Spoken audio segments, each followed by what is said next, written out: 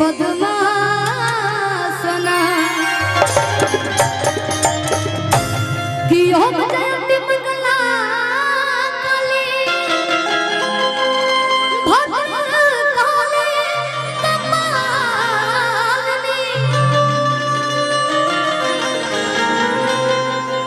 ओ जयंती मंगला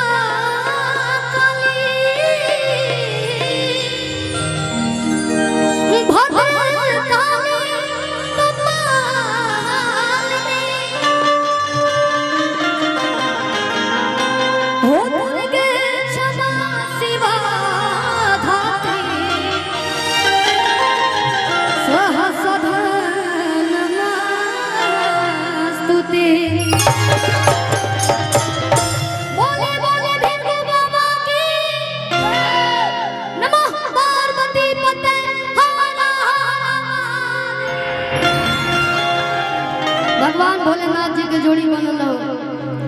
और हमारे बीच हेमा दी आई है, तीनों सिस्टर लोग आई हैं, वेलकम है। और बाबू हुआ है, आपको बहुत बहुत बधाई। और मैं जीजा जी को देखी हूँ तो मुझे ध्यान आया भगवान ऐसा दूल्हा सबका के दे। काहे से कि घर में जब बारात कोनो लड़के के शादी होला तो सबसे पहले लोग दूल्हा के पूछेला दूल्हावा कैसा था। तो हर एक लड़के को एक अच्छा वर मिलना चाहिए, एक अच्छा पति मिलना चाहिए जिसमें संस्कार भरा हो। किसी भी फंक्शन में ले जाने के लिए नहीं कतरा है।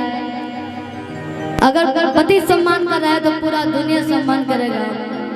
पति हाथ पे रखता है तो पूरा दुनिया उस औरत को हाथ पे देखता है। और आज तो हम बहुत मन खुश हुआ।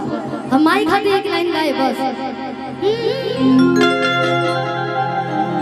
कि दूधवा पिया के पोसली